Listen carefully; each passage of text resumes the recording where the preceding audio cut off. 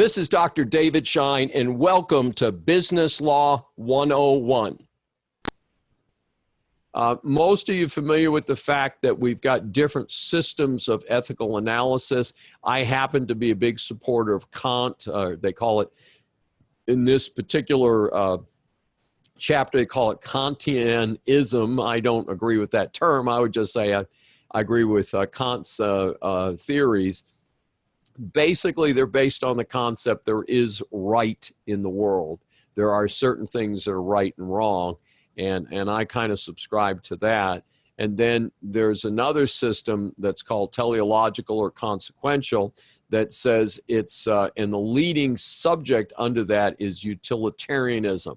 That says, and oftentimes that's expressed as the most good for the most people. So one of the other ways that we express the responsibility is something called corporate social responsibility. We also often just say CSR. So if you hear the acronym CSR or you see corporate social responsibility, what we're talking about there is a corporation doing more than is legally required. And as you know, many companies today have been more generous with their employees than they might not want to be, and so it's a situation that is pretty important. One of the things is that we do think a little bit about the concept of legal reasoning.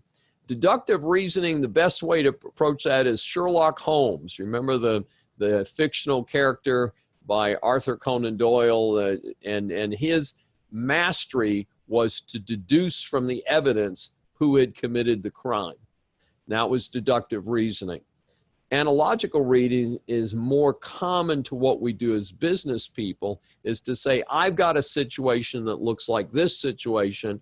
I should do this because that's what's happened in the past. Either I shouldn't do that again, or I should do it the same way.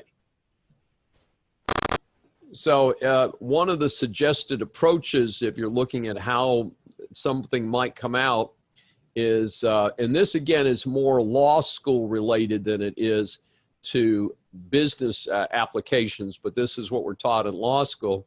Identify the legal question, what are the rules that apply to it, how do the laws apply to this specific situation, and then what should we do? But this again is legal, not necessarily ethical.